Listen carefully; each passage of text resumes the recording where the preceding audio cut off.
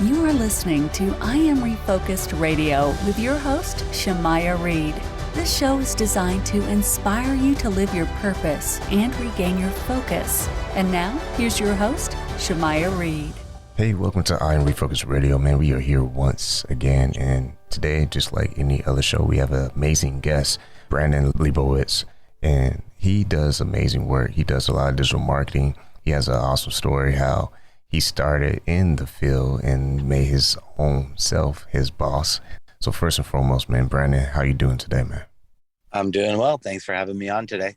Man, you're welcome, man. It's an honor to have you on, man. So what got you interested in marketing, and how was your experience working the day job, the daily grind? I just was always interested in business, and marketing was just a interesting major to take in school. I decided to go for business marketing, and after I graduated from college, got my first job doing digital marketing, which didn't really plan on doing digital marketing, and just kind of fell into it after I got out of school. Was helping out with doing search engine optimization, helping out with social media, running some paid ads, helping out with email marketing for them, and kind of just doing it all. And just realized this was back in 2007, that everyone's going to have a website in the future, and this SEO thing is a way to get free traffic, and just really stuck with that ever since. Talk about, because I read a little bit on your profile, you helped out a friend when you started. Y'all did an exchange. You helped him with his insurance business. In exchange of that, he gave you a website. So talk to us about that and how that played a role in you launching your business for your potential new clients in the future. Yeah, no, always was open to bartering. And when I first started doing SEO, just would post ads on Craigslist and just trying to get the word out there any way possible, because to rank a website on Google takes about 6 months. So if I did have a website, it would take 6 months to start getting any traction. So I was looking for just ways to market myself in the meantime, and found someone that was looking, or that knew how to build websites, and they bartered with me where I helped out with their SEO, and they helped me out with the website, showing me how to build it on Dreamweaver back in like 2007, and watching them custom code it. I don't know coding. I know like basic HTML. That's all you really need to know for SEO, luckily. But back then, just watched them do it all, and I was glad I was able to do that bartering, because that really helped out a lot, because there was no WordPress or Shopify or Wix or Squarespace back then. And now it's a lot easier for people to get a website. And that's a good point, because if you think about all the tools that people have in today's time with different companies allowing people to build their own websites, it's still kind of tricky though, because you do still have to know what you're doing as far as SEO. Is that right? Yep, it's always constantly changing it. Got to stay up to date with it. Keeps it interesting as well. And with you having success with your friend, you helped him get ranked above a lot of websites that were in his niche. So that was your launching pad to go into the entrepreneurship world, where you get to work with everybody and be your own boss. So talking about digital marketing, let's kind of talk about that. So when it comes to digital marketing, what is, from your expertise, the definition of digital marketing? Just be trying to drive awareness, drive visibility, and doing that using digital platforms online. So traditional marketing would be trying to drive awareness through like TV, radio, print, stuff like that. But digital would just be trying to do it online on the computer with websites or social media or anything online, essentially. Part of being an entrepreneur, small business, you kind of wear many hats. So someone who knows a little bit about it, what are you seeing based on the clients that you're serving? Well, it just depends. Every business is different. So try to take a step back and put yourself in the user's point of view. If you were looking for the client's product or service, where would you go? Would you be on Google? And you go on Amazon, Yelp, Instagram, Facebook, LinkedIn, just trying to figure out where to be, because that's the most important thing, is not trying to do everything or be everywhere. It's just trying to be in front of your audience at the right time. And that's where it's just trying to just really figure out who your audience is and where are they. That's going to be number one. Then you can kind of make a plan for each one. But again, each platform's going to be different depending on what type of business you are. It's going to If you're a local business or if you're an e-commerce business, it's going to be slightly different strategies. Once again, listen to I'm Refocused Radio, talking to our guest, Bradon Leibowitz, and him being the CEO, founder of SEOoptimizers.com.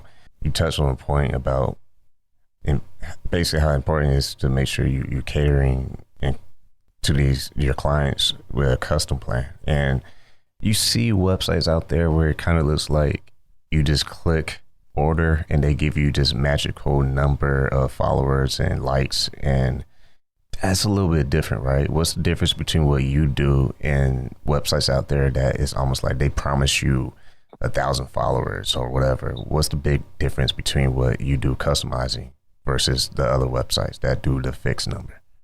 Well, those are usually buying like fake bots and stuff. If you're going after social media, buying fake likes and things like that. But what I'm doing is trying to rank you on Google. So when people search for you, you show up on Google. So not selling followers or likes or comments or anything like that, because those usually fake bots that probably gonna do more harm than good. The reason I brought that up is because someone who doesn't know anything about digital marketing, they might think in their mind that that's digital marketing to them because they see the numbers like, oh yeah, but to your point, it doesn't do anything. So unpack that for the audience. What's some of the harms that can happen if you go to the, I guess, wrong digital marketer?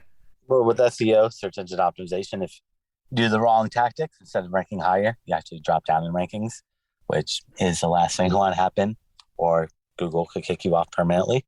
So don't want to do anything shady or unethical because you might get short-term gains, but in the long run, Google is pretty smart nowadays on catching these things.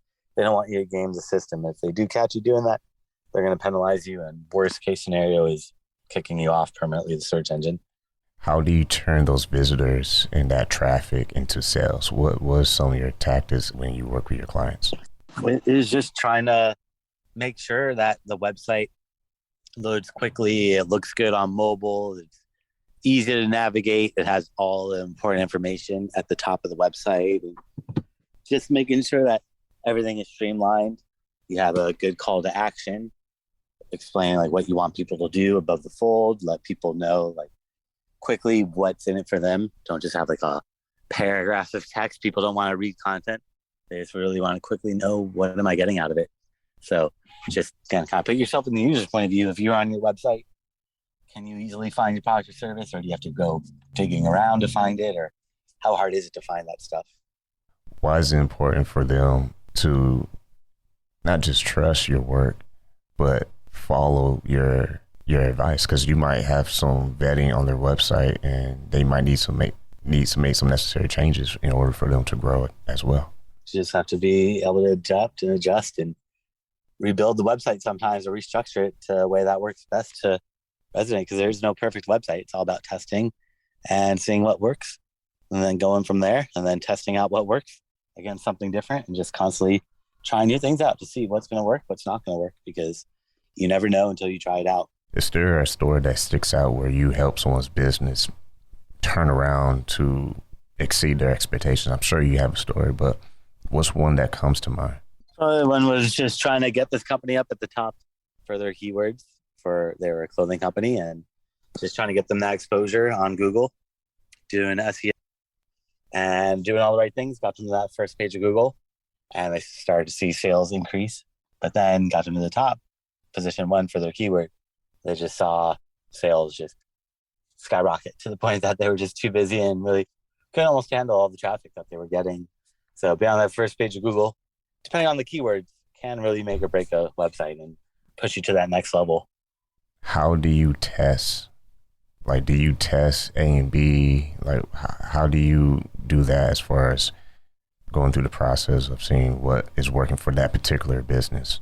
Mm-hmm. Yeah, you could do A/B testing on specific things, saying, all right, let's change the word buy now to add to cart on the website, and let's see how that affects sales. And then you could track that and see, did sales increase? Did they decrease?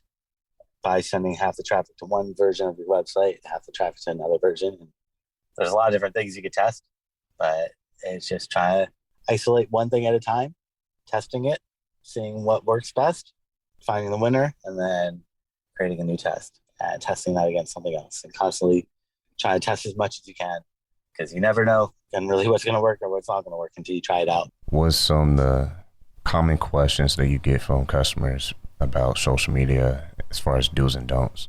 Well, most people just don't know when to post, how often to post, what platforms to be on.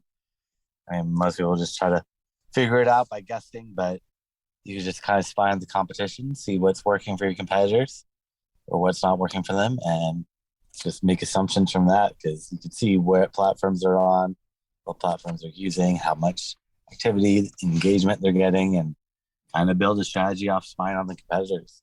And I've taught a lot of classes that people could watch on my YouTube channel if they want to learn how to set it up themselves. What's the amateur mistakes that you notice that people make before they come to you and your team? Too less copy or not clear images? What's the mistakes you see? Yeah, probably not enough copy. You need more content. Content is the most important thing for SEO. So the more text you have on every single page, the easier it is for search engines to read, understand what that page is about, and rank you for the right keywords. But yeah, I would not hold back. The more you put on your website, the better off you're going to be. Content is one of the more important things that you could be doing. But there's a lot of things that people are doing or not doing, but it's tough to kind of pick specific things. I mean, making sure that your website's optimized for conversions is a big thing. Most people don't really think about that. They just build a website to build a website. They don't think about making it optimized to convert those leads into sales and phone calls. And when it comes to building backlinks, you hear that all the time. Someone who doesn't know what that is, what are backlinks and why are they useful to websites? Backlinks are the most important part of SEO. Google's whole algorithm started based off backlinks, still heavily based off backlinks to this day. And backlinks are clickable links from another website that points to yours. So if you're reading an article in like the LA Times and in there it says Bradon Leibowitz and you click on that and it goes to my website, I'd be getting a backlink from the LA Times. The more websites that talk about you, the more trust Google gives to you. And then they look at the keywords on your website to figure out what to rank you for. But it doesn't really work the other way around. Backlinks are very, very important to getting rankings or to getting Google to trust you, because Google just does not trust anybody. And the way to build that trust up is by getting other websites to talk about you. And speaking about having other websites talk about you, the person who owns the website, right? How important is it to have a blog? And what are some of the strategies that you notice work very well? Yeah, blogging is important because content is so very important. The more content you have on your page, the better off you're going to be on your website, the more text you have. And blogs are just another way to add more content to your website. So I always tell people, just blog on your website once a month. If you could do more, great. But once a month is really sufficient. You don't have to overdo it and go crazy. But just posting, keeping the blog updated, adding more content, just putting more beneficial or writing more useful, informative content, not promotional content, just more informational type of blogs. That's really what people want to read. Again, take a step back, put yourself in the user's point of view. If you're reading a blog that's just promoting yourself, saying why you're the best, it's going to lose that credibility and trust. And speaking of that, you also have a YouTube channel. What's some of the content that you have sprinkle on your channel? My YouTube channel is just all my classes that I've done over the years. So they want to watch classes that I've taught about SEO or social media, or about keyword research, or Instagram, or Twitter, or Facebook, or Google Analytics, or Google Ads, or all these other different topics I've taught over the years. I just throw up all my classes for free on YouTube so they can watch all my classes that I used to have as paid classes. Once again, listen to I'm Refocused Radio, man, talking to Bradon Leibowitz and his amazing website, SEOoptimizers.com. Man, I'll let you have the last words. Someone listening right now and they want to connect with you. You kind of touched on it again, but just as a review, what's the best way they can send a message? Best way is just to go to my website, SEOoptimizers.com, SEOoptimizers.com/gift. You can get all those gifts there and connect with me. Once again, like he just said, go visit his website, SEOoptimizers.com. I want to say thank you for taking time in your schedule talking to us today. Thanks so much.